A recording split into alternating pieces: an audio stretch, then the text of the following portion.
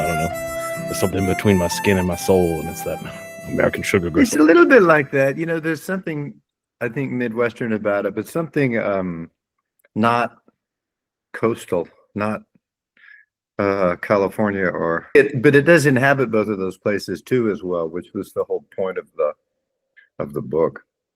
Yeah, the gristle is kind of in between the middle of things. You think of kind of a sinew and a toughness, but also a sweetness. It's a beautiful title. Thanks. Yeah, that was the thing that I thought when I started to see like I say in the before there, the sort of visual connective tissue in America that seemed to belie I was hearing in the media, and for the last 20 years, this all you've heard is the separation and how people are so radically different, and the country's being torn apart, and it's not being torn apart. It's just a strange place we're in right now, where we're trying to, I think, culturally understand what's real and what's not, and what's important and what's not, in a bigger way, I think, than we had before. There's personal identity, and then there's a cultural identity and a national identity, and it's out there, but you have to look for it. It doesn't come easy. You have to go find it. And I think there's such a problem now with people that will sit back on their couches and just let it come to them, and they go, "See, I found it." No, you haven't found anything yet, pal. You got to go out and see it. That's the problem. Well, and I think you're kind of looking for it as a visual identity, like a visual sinew that everyone can see and recognize and be like, that's not in Europe, that's not in South America, this can only be in one place. So many of those photos could not have been taken anywhere else. Yeah, I was just in Spain, and it's a different thing there. It's not better or worse, but it's a different beauty there that I'm not completely. So it took a while to sort of jump into it, but you can find it there as well. They have their own version of it, as every country does and every state does, but I think in the bigger picture, it's the connectivity of people. And when I would approach these towns to take a photo in a little small town with 6,000 people in the middle of Nebraska or Florida or California or wherever, I would approach it. I had to approach it from a neutral spot, and to know that there was something beautiful there, that I couldn't dismiss it like I tried to dismiss Palmdale, California early on, being an awful, like, not a photogenic, not a pretty place. But it's but I couldn't dismiss it. I had to find its beauty, and then I had to see the beauty that was there and know that it was there when I approached it, and then to be able to find its specific beauty. And then I realized that sort of to translate accidental people afterwards. So that was part of the connectivity too.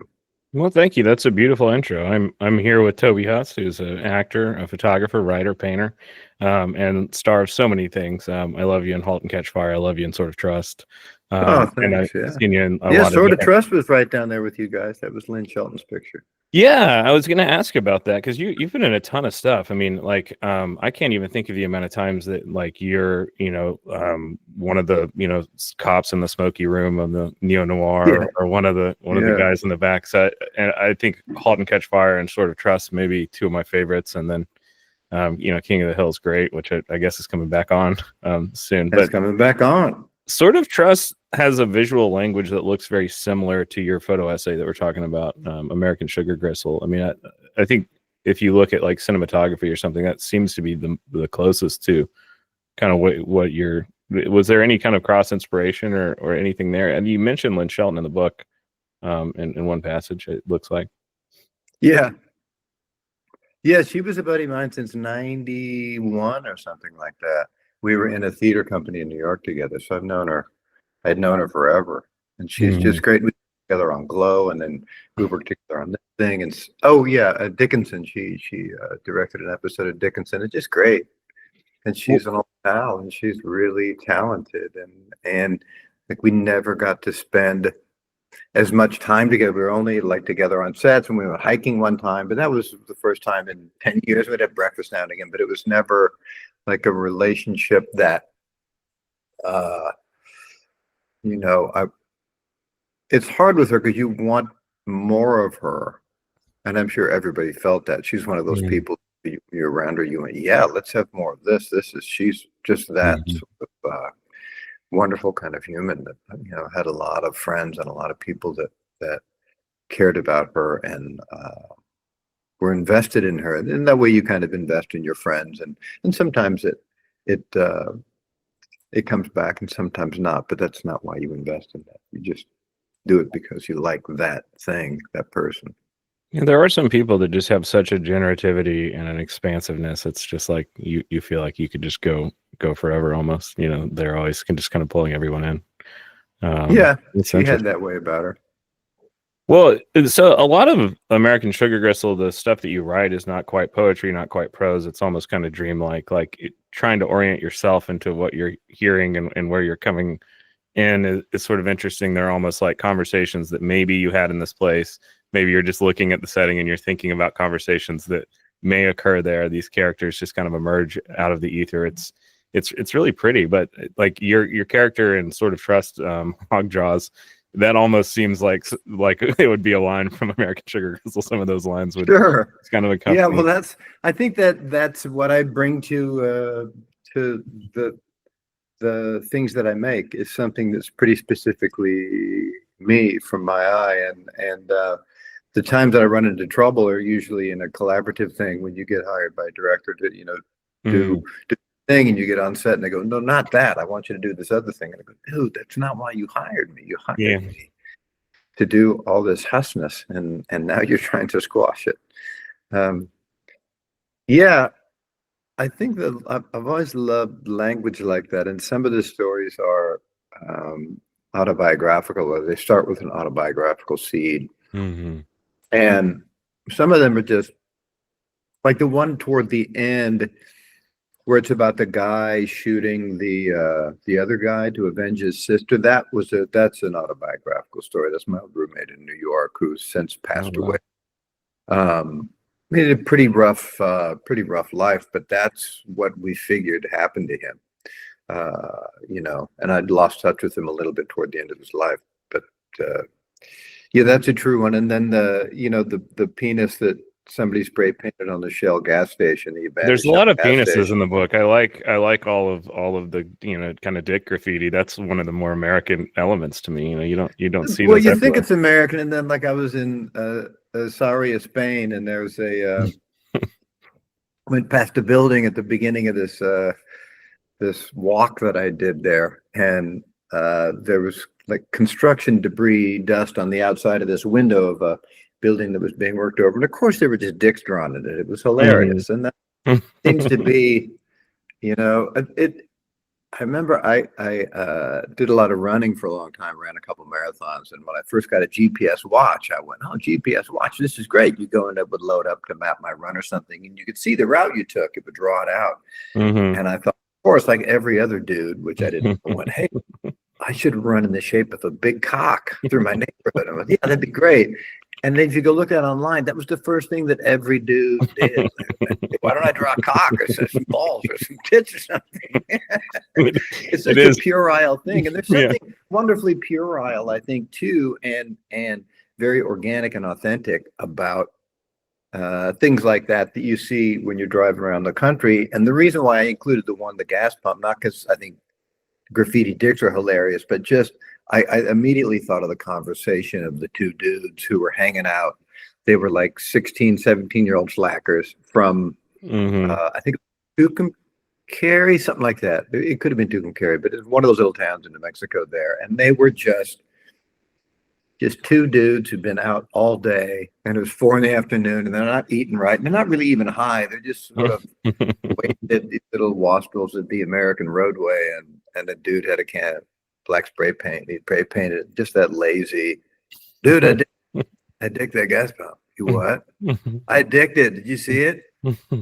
You dicked it. Yeah, and it made me laugh every time I thought of it. And then I was driving away in my truck, and I started laughing more, thinking that's hilarious. And then wrote it. At one point, it was 4 or 5 pages long of Yeah. this inane dialogue. But I love those kinds of conversations that people have over things. I got stopped one time taking photos.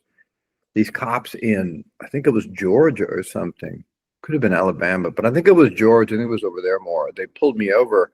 I was taking photos of a gas station that was over here. And there was a school, like a kids school, elementary school over here. And there are no kids outside playing. It was just a school that was there.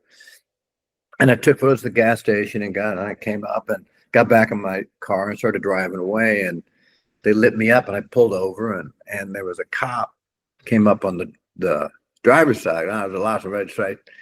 What's that? I said, see the license registration. Why are you pulling me over? What did I do? I say, see the license registration. I went, you can fight these fucking hillbillies or you can, I didn't do anything. I went, all right, here you go. Yeah, I pulled you over. You're taking photographs at school. I said, well, taking photos over, taking photos at school, taking photos at the fucking gas station over there. Anyway, and just then his buddy comes over on the passenger side and went, oh shit. What are these? I mean, it would have been real different story if I was black or Hispanic or something, but still, they pulled white boy over and kind of scratched their heads. I had a 2012 Volvo that was, 10 years old by that point, or 8 years old by that point, in with California plates. I went, oh, this could be one of those. Those when they seize your property, if they find any drugs or anything, they can seize your car and everything you have. And I went, oh, you little fuckers. So the guy said, we just make sure there's no, you're not taking photos of the kids. I'm not taking photos of the kids, man. There are kids out there anyway. Yeah, we just don't want to, or we just want to find out that you're not or we just want to know you're not a pervert. I said, oh, I'm not a pervert. Yeah, no, I'm definitely not. But that's good though, to be for. And he went, yeah, perverts. And then it became not about getting arrested or not getting arrested. It just became a game. Is see how many times I can get this dumbass fucking Georgia cracker cop to say the word pervert, and that's what it was. I went, yeah, well, you can't like you can't. Yeah, you got to watch out for those. The perverts. Yeah, you got to watch out for the perverts. It was all about listening to the rhythm of his voice and then not finding him a dumbass, finding him kind of just a dude doing his job, and just to see how many times he could say pervert, that was good fun for a average Tuesday afternoon somewhere in Georgia. Well, yeah, I mean, you are really cracking through to a humanity of it. I mean, like the dick graffiti, like the just kind of conversations that go nowhere, that begin nowhere. Yeah. There's something I had a Latin professor that told me when they excavate like the bad parts of town from Rome, the archaeologists aren't really that excited because there's not anything like super impressive there, but the entomologists get really excited because the graffiti is what teaches us what a lot of those words mean that we don't know. Like older Latin dictionaries will have a sexual term and it'll just say a lewd act. But then in the 90s or the 2000s, they would excavate something and be like, oh, that's what it is. Okay, now we know because there's a little illustration there. And then now the dictionary is a little bit more filled in, from the graffiti. I think that's, because I call a lot of the photos to me seem like a language, the photos that I take, that there's some language that you have, and it's the language of the sort of collective aesthetic idea of that town or that area. And you have to or I have to be able to decode that really quickly to understand lexicon, and that's what I'm doing a lot when I go across. So sometimes the language is visual with me, and then sometimes it's written. So then I write something, and sometimes it's one word, and sometimes it needs 300 words to tell the story of this thing. And there's always, like the graffiti, there's an impression that's left, I think, in that area that sometimes you can. I don't physically see it, like I'm not hallucinating or anything, but you can see that there's some lives that have passed through there, and you can know what they are, and you might be wrong, but if you open up to that idea, whether there's something happening or not, but you open up to the idea of perhaps discovering a real life that walked through there. To me, that's the way to go. Yeah, where they grow headstones is a beautiful photo and just such a short, perfect description. It's not a long writing. I think that's in South Carolina somewhere. Yeah, I saw this building and went, I swerved over to the side of the road and I'd passed it. So I had to walk back because there were 4 lanes of traffic and crossed it and walked over and just took photos. And it was shining so beautifully. And it took a year to maybe come up with a caption because I kept going back to that photo and going, what the fuck? Do I just leave it like that? No, there's something there. Hmm. And when I where they grow headstones, it something about the shape of it and the way uh, it was just standing on this green grass and had been mowed, and it was so pretty and had great light on it. It was shining like this grave. Yeah. Mm. So thanks. Yeah, that was a good one.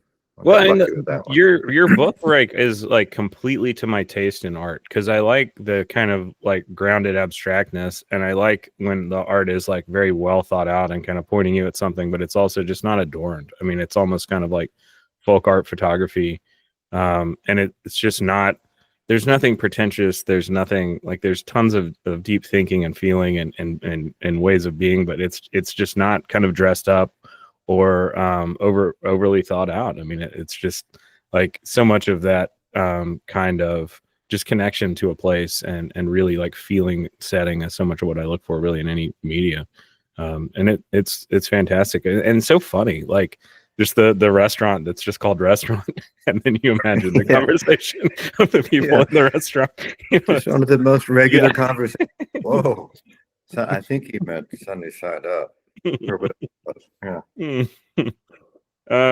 Well, I didn't want anything to be cynical, because cynicism or irony would have ruined that book if there was even one photo that was ironic, where I thought I was smarter than the photo or smarter than the words or any words, and I was winking to the audience like, "Can you believe this? These fucking hillbillies!" It's all over. You can share in the wonder of that photo or the wonder of those characters or those people. You can share it, but you can't talk down to it, and that's a huge problem too, because there's so many lefty friends I have out here, and I've been on the left side of the political world my whole life, and I will continue to be. But there's so many of my lefty friends out here that are convinced that the people on the right are just not as smart as they are. Yeah. They're just dumber. And you can't talk them out of it. They don't, because they don't get out of LA. And if they do get out of LA, they go to New York and then they come back. And the same thing on the right. They're convinced that they just have a really great practical view of the world. And the lefties are fucking psychotics. And it's just different blind spots, different types of projection, but it really is. And those to me are the same people. I don't know why they vote differently. I think they should have both stopped voting and let the people in the middle vote. And I think they're avoiding different things. Like CNN and Fox News are selling two different kind of like easy avoidant narratives that don't really make you engage with each other, Well, yeah, but their job is not to engage with each other. Their job is to sell soap, and we think that it's a news gathering organization, and it's a money gathering organization, and both of them are money gathering organizations, and they just position themselves to rake in the most money they can from their side. So I think both of those, not to get too political here, because that's the word. Well, no, that was the next question that I had written was like, is the book political? Not red, blue political, but there is like a call back to just a common humanity and a way of listening without looking down. I mean, like there's other books like this that I don't like because the person acts like I'm going to go put my safari hat on and go from New York into Kansas and then photograph the natives and then go back to the city. And that isn't the way that this one's written. I mean, you're really kind of embedded in these like things. And I mean, like the picture of the rock shop, it's like I could have seen that rock shop. It's so familiar. Maybe I did. And but a lot of people have taken photos of it. I've seen that online. Yeah. Well, there's so many like it. I mean, it's just so much of a common, thing that it is sort of making something familiar to everybody, whether or not we have those experiences, we're kind of aware. And like you said, not punching down, not looking down on anybody. The cynicism would have been the death to the heart of something like that. So, yeah, it wasn't a political act on my part, because I didn't want that to in this work. I didn't want it to be anything anything near there. I think if anything, it might have been there's not a political bent, but there might be more of a spiritual bent to it, sort of an American spiritual bent, not a Godhead per se, but more this sort of collective idea we all have about what America is, and be able to touch that thing and to see that thing. I think that might be more of what it is to me. More of a transcendence than like a, mountaintop experience. I think so, like an Emersonian transcendent thing, that ideal that there's something mountaintopy about it, but the mountaintop is in the rock shop, Yeah. And if you can't find the mountaintop in the rock shop, I think you're in trouble. I think you have to be able to find the mountaintop in the rock shop or in the penises on the gas station. You have to be able to see that as if not as spiritual, it's not really a spiritual message, but I have to be able to, I've challenged myself to be able to find beauty in that. And the ultimate expression of that beauty, I think, is to be able to embrace all of that stuff. If it's the side of a Shoney's restaurant that just has a weird shadow on it, and that's it. Yeah.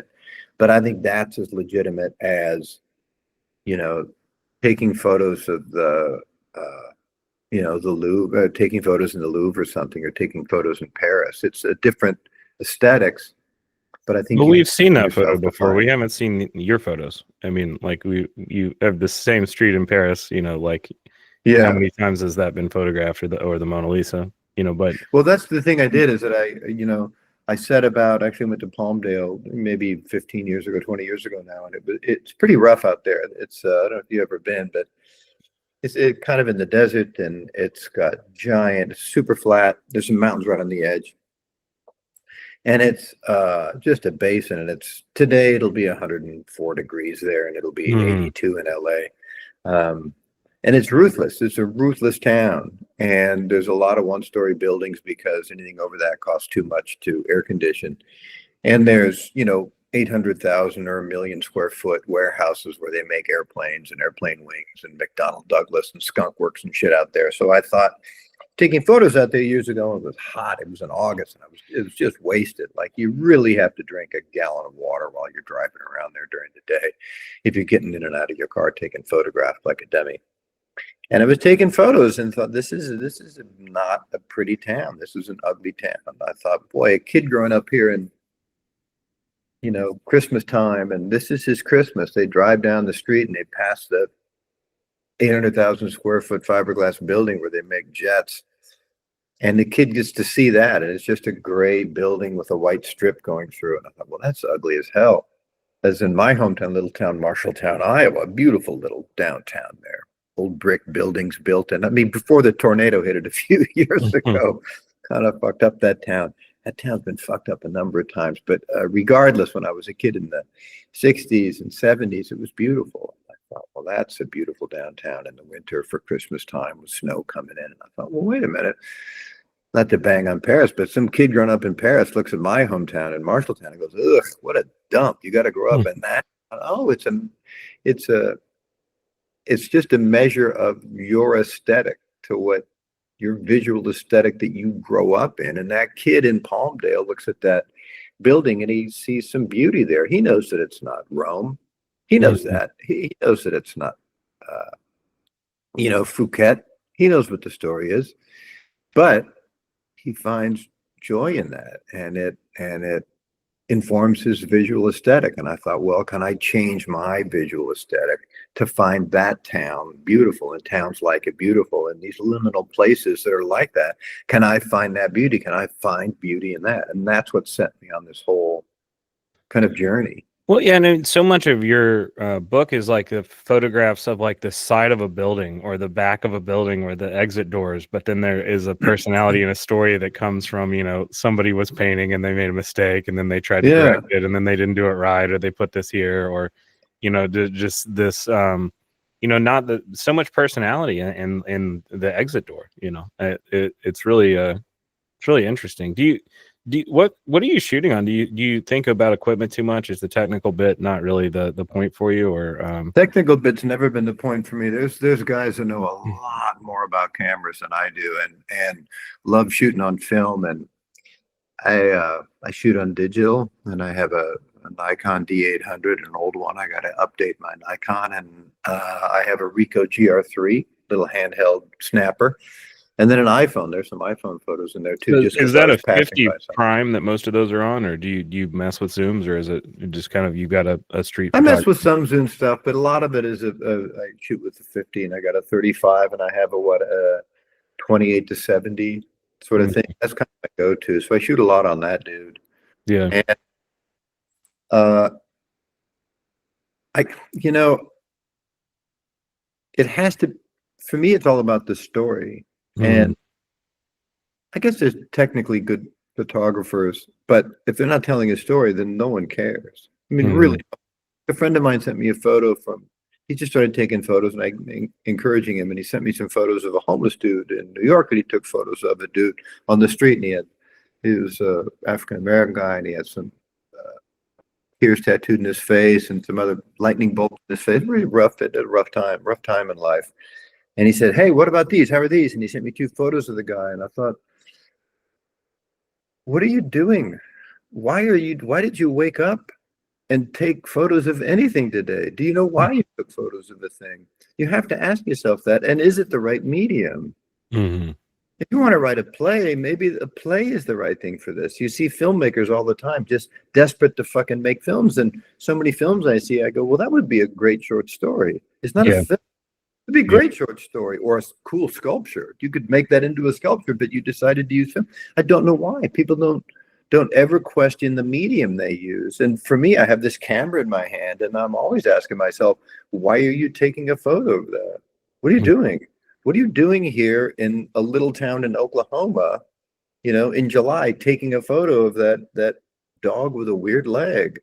Why are you doing that? I can always answer it, I have to answer it. It's my job to be able to answer it to myself, not to you or anyone else, but Yeah. I have to be able to answer it. Like when I was younger, there was this company, Walden Bookstore, that if you couldn't get a Barnes and Noble or couldn't get a legit bookstore in your town, you got a Walden Books in your mall. And in Marshalltown, we had a mall. We had a Walden Books, and they had a few books, a lot of romance novels, and a couple bestsellers, but nothing really great. But it was the only access to a bookstore we had, and there was, of course, no Amazon.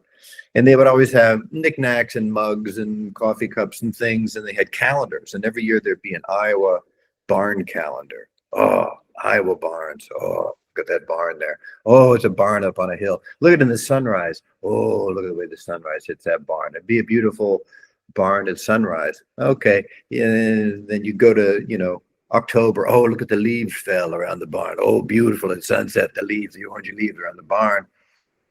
And years later, I was taking photos of a barn out in Iowa, and it struck me. I remembered that calendar, and I went, what the fuck are you doing taking photos of a barn at sunset? What has happened? What's going on here? I went, yeah, why am I taking this photo of a barn? Why does it look cool? Because it's bathed in this sort of orangey yellow light? But what, are you adding anything to the discussion about barns? No. Are you adding anything to the aesthetic idea about Iowa barns? No. Well, then why the fuck are you taking a photo of an Iowa barn? What are you adding to this conversation? And I was adding nothing. And I thought, well, maybe I need to take photos of things that I can either start a conversation with or add to a conversation. So this is the area that I chose. It's the same thing goes for guys taking photos of nude women. Like, good, I guess, but what are you doing? You just found a different girl to pose nude for you? Like, what the fuck is the point of this one? Oh, you lit her differently with shadow? Ooh, look at that. Oh, she's not super sexy. She's kind of big. Okay, we've seen that. Like, all of it's been done, which doesn't mean you shouldn't do it, but why are you doing what it? of you personally are you adding to the conversation? Are you just being another dude taking photos of barns and nudes? Or are you adding something? Are you looking at this in a different way? And that's what I've tried to do with these, is look at the world that I saw in not necessarily a different way, but it was a way that it was a vein of aesthetics that I started to mine, and I'm still kind of mining it. Well, and it looks like the things that you would have seen growing up in the 60s to the 80s on a road trip. Like, it looks like when you look out the window, as you're going from town to town, like, I think my dad and a lot of people of my dad's generation, they just love to get the family in the car and go for a long trip for a couple days. Yeah. And and just see the countryside. And you really would just kind of, you come to this spot, you come to the next spot. I mean, the book kind of feels like a road trip. There's kind of a Paris, Texas type, feeling, or that kind of like road movie. Good. Yeah. Do you ever mess around with cinematography? You like cinematography at all, or just? I do, but I haven't done anything in that direction really. It just hasn't. I haven't pursued it, and it hasn't popped up in my vision. But it might soon. We'll see what happens. Well, you're acting like a lot of the roles that I love. Halt and Catch Fire. It's one of my favorite shows of all time. I mean, to me, it's up there with Mad Men and The Sopranos in like a different way, just because there's something about watching history happen and then repeat itself, and watching technology kind of reflect emotional needs. And I mean, always try and get people to watch it and tell them like, this is about computers in the same way that The Hustler is about pool. Exactly. It's a jumping off point for the examination of the human condition. It's the thing that gets you to the thing. But sure. I mean, that role, a lot of roles, you have kind of a folksy, not quite con artist, but putting on a performance that maybe you're not aware of. Putting on a performance that you're not putting on a performance is like the kind of Toby Huss thing when you're like let loose. Is there's kind of a carnival barker, showman, folksy, getting people's confidence, not always for the wrong reasons. I mean, how much of that is you, or how much of that is, and maybe I'm totally misreading the performance, but is that, could you say anything about that? About those roles? Let me understand what you're saying, that I'm choosing to portray the character that has sort of a two facets, or that I'm projecting a thing onto it. No, I don't know exactly how it ends up there, but what I see a lot is like a character that's kind of doing a performance of not doing a performance, trying to make people feel comfortable, trying to make people feel at ease, but also sort of in a way that not necessarily manipulative in a bad way all the time, but is kind of trying to be folksy, to put people at ease, to sell something, to I don't know. I mean, I think some of the things are possibly that, but it's not that. It's not as direct as that. It's much more opaque, and I think sometimes people fall into these kind of modes of behavior that are performative, and I think sometimes Bosworth, like in Halt and Catch Fire, he needed to be performative because he was a salesman. He was a real-timey salesman. So that is a lot of performance. But then back off, like the scenes I had with Mackenzie Davis, when he'd back off and talk to Cameron like a human, I think that would get dropped. And then through the arc of the whole seasons, you saw this guy kind of get crushed under the weight of how he was before and how he was before. His old technology, physical technology, CBs and radios and such, and then his old kind of performative behavior. And toward the end, he lost all that shit, and he sort of became a different version of himself. I mean, all the characters are very stripped down by the end of that. I mean, I'm really glad that show got the last season, because it slows it down in the best way. But I mean, I guess kind of what I mean is when Bosworth is at his most performative, when he's really trying to sell something to the Texans or get into the room, it's all like, that is a performance, that is a sale, but it's like the exact same energy as the most raw and earnest moments. Like when Cameron pushes the IPO and Bosworth is like, "You're breaking my fucking heart." Or the radio at the very end where he's like, "I'm going to live to the 20th century." It's like, it's the same thing when it's the sale and the person. I don't know, that it's a really great. He was that kind of a guy, and I thought, what does to me, it didn't make him. To me, that was his authenticity too. They're people who are. I mean, maybe he wasn't really a born salesman, but there was something in him that drew him to that way of living and that way of life and that way of kind of constructing his personality, I thought. And I know, I have a cousin who's a salesman. He's that guy in his real life, whether he's talking about his kids or whether he's talking about, getting cut in on a $4 million deal that he's doing for a software company. He's got that kind of energy, and it's now part of him. He turns it up a notch when he goes in for a sale or when I hear him on the phone. But he's kind of that guy. And I think Bosworth is that kind of a guy. I think that some animals need the way that I've run into people in my lives that need a certain level of chaos to Mm-hmm. feel engaged in life and to feel that they're alive when they're dealing with this chaos, and it makes them feel like their life has value and they have worth. So they need to keep this chaos going. Yeah. And if they can't find a way to turn a situation chaotic, then they withdraw and they're unhappy and they're awful. And I think maybe in an almost similar way, Bosworth was a little bit like that. Like he had to be cutting a deal somehow, whether it was with Cameron or whether it was with Joe or whether it was with his own conscience and his divorce and that sort of thing. Mm-hmm. Keeping it going because that's the way that guy felt engaged. He did a lot, toward the end of the season, it was like 3 and 4.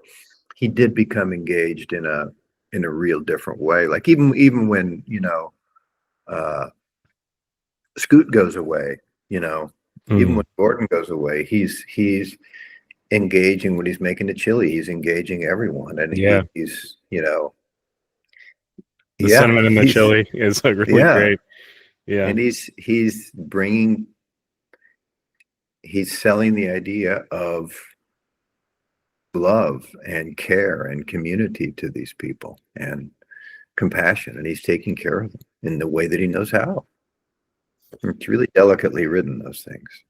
Well, King of the Hill's coming back. Are you on the reboot of that one? Are you going to do voice acting for it? Yeah. They Kahn is going to be played. I'm not playing Kahn anymore. Yeah, because they're just not going to do that. But I did Cotton in a few episodes in flashbacks, but then I took over the voice of Dale because Johnny Hardwick passed away. Maybe like 2 years ago now, and he was a buddy, and I did it a couple times of read-throughs, and they were going to maybe AI the voice or get someone else to do it, and they said, "Why don't you just do it?"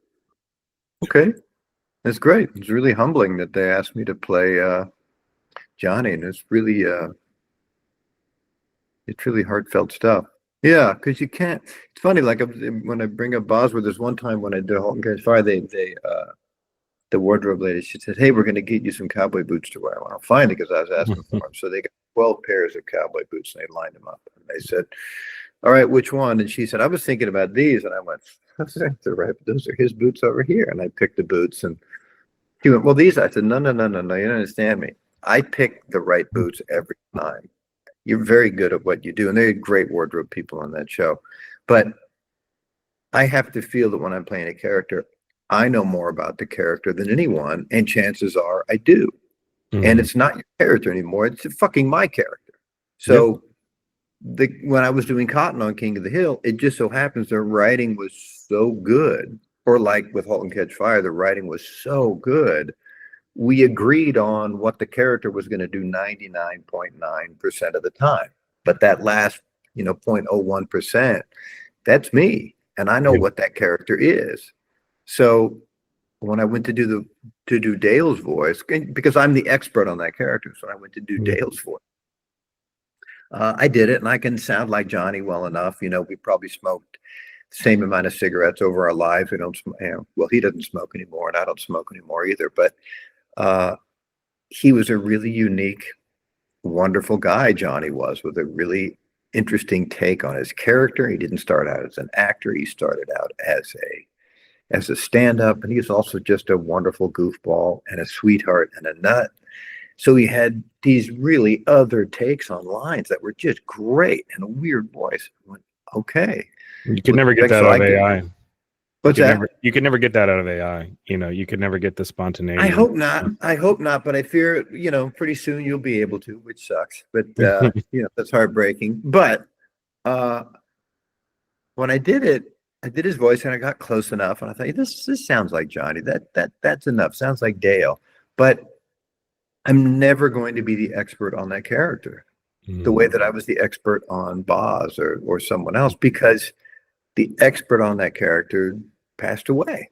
Johnny's not here. So he's the expert on Dale. He took that with him, and that's the end of the story. So all I can do is try to honor his idea of Dale and try to be there emotionally and hopefully vocally as close as I can to that guy. So you look for creatives that are going to be more kind of actors, directors, and let the intuition kind of inform the role instead of their vision or their kind of preconceived idea of what a character is. Is it do I? Do you look for directors that are more of an actor's director that let the actor bring the intuition into the role? I don't really look for directors so much as you get a project or something's offered to you and you look at it and go, oh, who's this guy? Okay, I don't know. We'll jump in there and see what happens. So it's always different. I'm always amenable to that. I just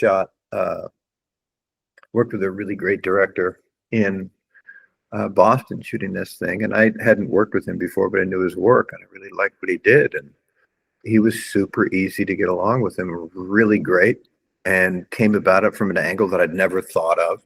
And it's so nice to get opened up to someone you've never really worked with before and find, oh yeah, I never thought about working like that. That's great. As I think part of my job is to know my lines and stand in the right spot.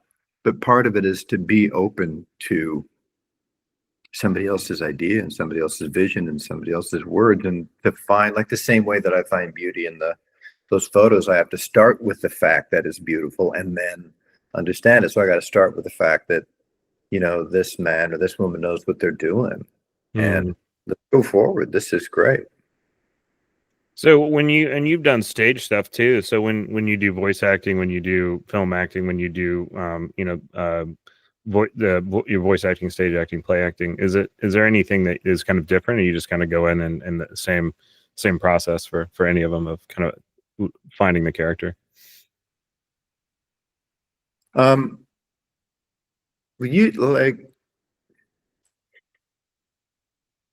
processes are just so different. If it's a film, it's a finite amount of time, and the luxury of that, like something like Halt or Carnival, is you're living with this character month after month while you're shooting.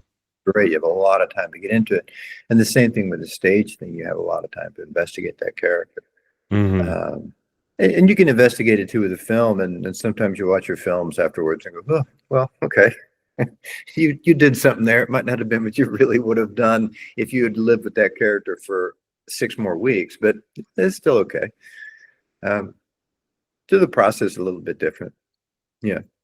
And you paint too. I mean, do you still paint, or was that something? Yeah. So what can you talk about that process? Or I mean, I've read I think 2 interviews in the past where you talked about painting as kind of a way to heal trauma or be engaged with the body, and I don't know if it was something that had popped up in one of the interviews that I'd read by you. Yeah, it did. I had a solo show a couple of years ago in LA of these kind of line paintings that I'd been working on, and I come to a crossroads a couple of years before that show, and I went, well, I don't know what I'm going to do. And then I ran into this woman who was a mom at my daughter's school, and she had a gallery. I went, well, she said, yeah, you want to do something? I said, yeah, sure. So standing in front of a canvas, not knowing what I was going to do, and for a long time I'd been drawing this kind of squiggly line, that I would draw it on envelopes of letters that I typed to friends for 40 years, and I'd do it on pieces of paper. Anybody that ever lived with me over the years, oh yeah, I remember those scraps of paper that had these little lines on them, these little squiggly things. I went, yeah, listen, I had kind of realized I'd been doing it, but not really. It was pretty unconscious. And then about before the painting, about 5 years, I've been painting for 20, 30 years around just on my own, but I started some MDMA sessions, some therapeutic MDMA sessions with a guy in New York, and been researching that a lot. And then when you go through that stuff, I don't know if you've ever experienced something like that, but it's pretty was it helpful? We work with I'm a social worker by license, so we help prepare people for either doing MDMA or IV ketamine or psilocybin sometimes, and then they come back, but they it's more of a preparatory thing. We can't administer it. Right. The MDMA stuff is pretty profound. I found it to be, but I haven't done ibogaine, or I did ayahuasca down in Costa Rica a couple summers ago. That was pretty profound as well. But the MDMA therapeutic process was releasing a lot of stored trauma, I found, and it was good. but then I was standing in front of this canvas and remembering those lines, started squiggling this line. I went, this is not a legitimate way to make a painting. Mm. To me, it didn't seem like a legit. I went, that's not a line. It's not the beginning of a painting. That's just you do. Well, can that be enough? And I didn't know if it could be enough or not. And well, you have to explore that because you're feeling it in your body. So I had to explore it. So I started painting like that. I went, son of a bitch, this is looking like a thing. This feels right. And I kept going, and my body kept going and adding color and adding things to it. And I painted a lot of big canvases like that. And I think there was a physicalized trail. It seems to me, speaking of language and lexicon and following those signs, that this line that I've been drawing for 40 years, that had been appearing in my life for 50 years almost, and that was connected to, had a real squiggly line connection directly to some childhood trauma that I've been working through MDMA sessions. And some guy at 89.3 in LA did a interview with me, and he made like the headline of the article about he's working with childhood trauma. And I went, well, that's kind of a little bit cheap, but I get it. He had to call it something. Well, that's what I was going to call the title of the podcast when we were exactly. Us deals with childhood trauma by doing a bunch of shit.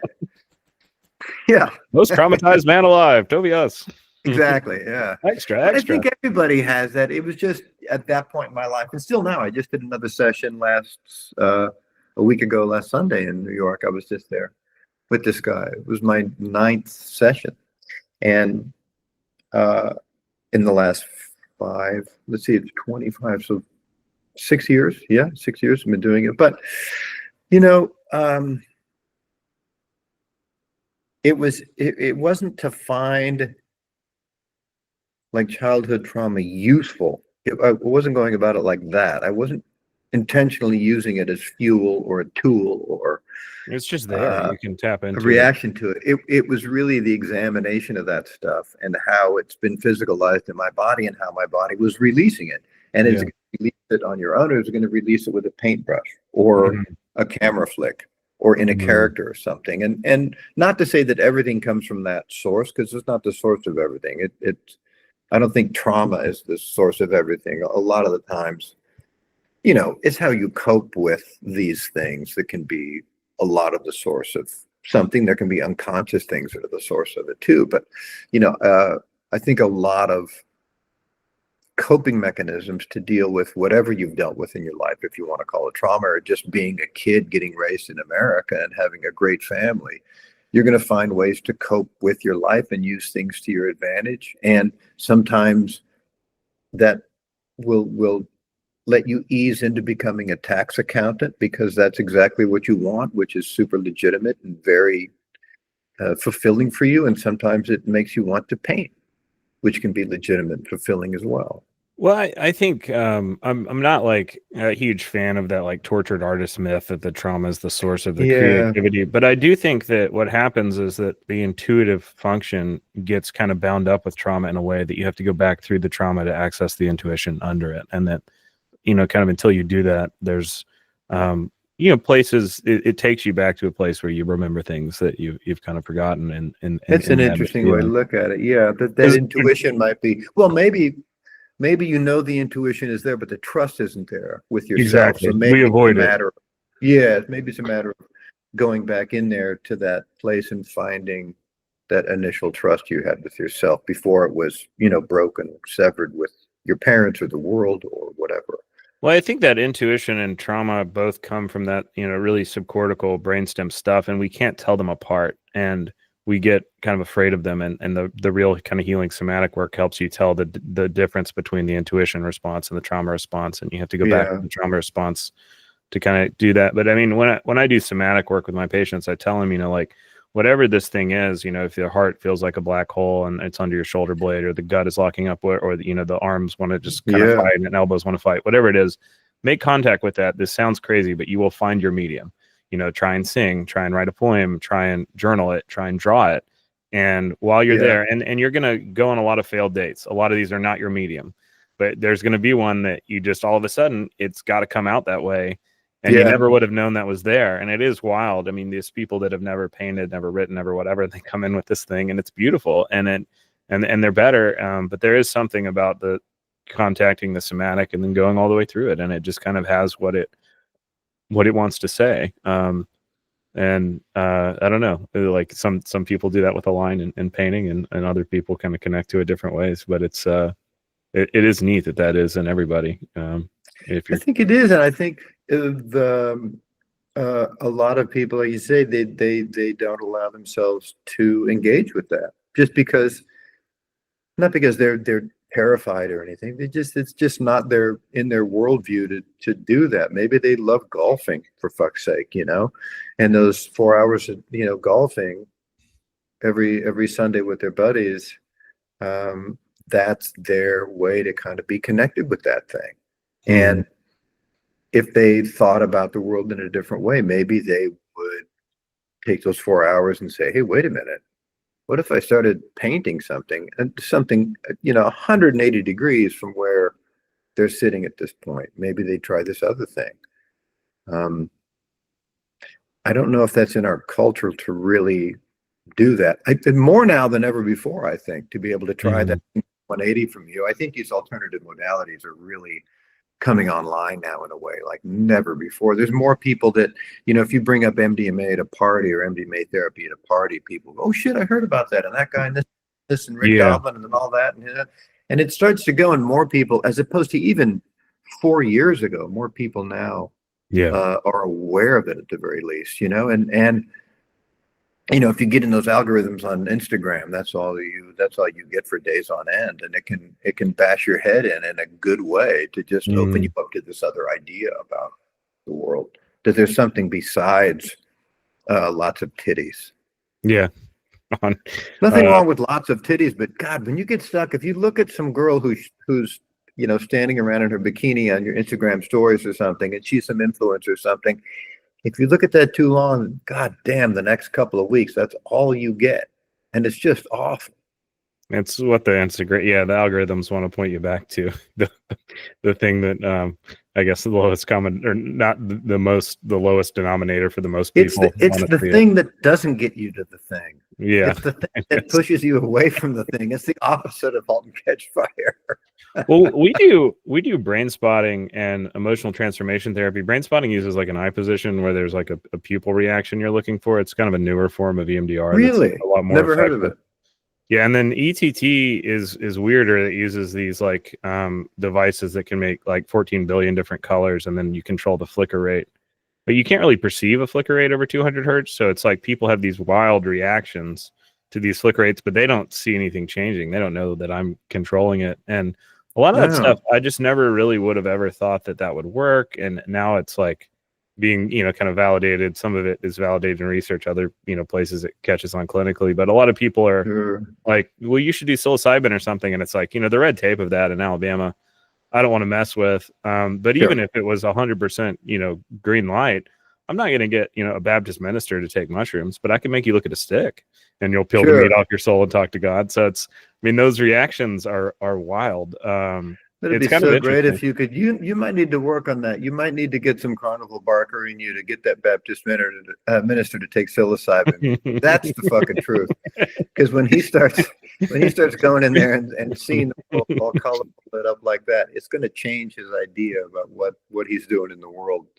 Well, but people are just less afraid. They're more willing to look at a stick. That some people come in and they want the mushrooms. But I guess that would, maybe that could be a new type of televangelism, is like pastors that have taken drugs are now eat a strip of LSD and then give the sermon for 3 hours. I think that's great. See what comes out. Yeah. Who was that major league pitcher? What was his name? That no hitter on after he'd taken LSD. I don't remember. There was I forget his name, in the 70s. He dropped acid one morning, and they said his wife went, "Hey, you got to pitch you, and I'm pitching tomorrow." She went, "You're pitching today? Oh shit!" And he goes, "Doc Ellis, I think it was Doc Ellis." Yeah, he pitched tripping. Yeah. Did he know that he that it had worked out for him, or? Oh yeah, yeah, he was Yeah. aware, but he was fucked up. Yeah, Yeah. yeah. Doc Ellis pitched it. Not saying that everybody would pitch a no hitter while they're training, but God damn it, it worked for Doc, I guess, that day. Well, I want to be respectful of your time. You know, you have any future projects that you want to pitch? We'll definitely link to the book. And Thanks. Yeah. is there kind of any other rabbit holes you want to go down, or new projects you got in the works that you There's a can talk couple. about? There's a couple of pictures coming out in August that I'm in. One is called Americana. This guy Tony Toast wrote and directed a really great indie feature. Lord is in it, and this guy Eric Dane is in it, and I have a small part in it. But it's a good kind of rural American thriller about a ghost shirt, a Native American ghost shirt that's very valuable, but everybody wants to get their hands on. And then another movie that's coming at the end of August, I believe, or mid-August, and the beginning of August, a movie called Weapons is coming out. And that's a really great, this kid, Zach Kreger, he's in his mid-30s or something, but so he's a kid, yeah. But he did this movie called Barbarian, a horror movie that some people have seen. And man, this one, Weapons, is a giant leap forward creatively and storytelling wise and filmmaking wise. It's just a great leap he's taken, and it's a really dark, really kind of slow moving, hypnotic, pull you in kind of thriller, almost horror movie kind of.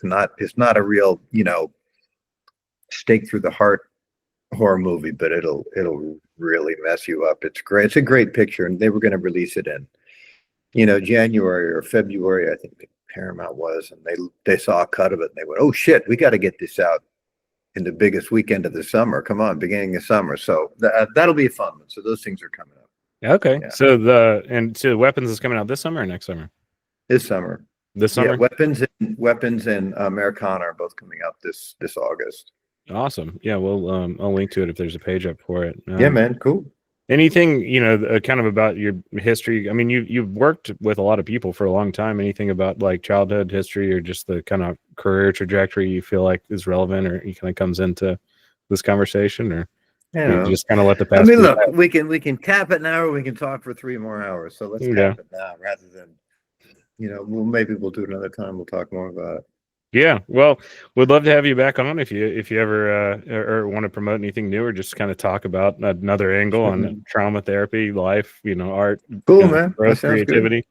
We just say the topic is consciousness, so we can fit a bunch of stuff underneath that umbrella. Exactly. The topic is life. Okay. Well, thank you so much for your thoughtfulness pleasure, and your work. It's always a pleasure when I see you in something. I know I'm in for a treat. Cool. But Toby Huss, please check out the book American Sugargristle. We'll link to that and then the upcoming movies in the show notes. Thanks, man. Appreciate it.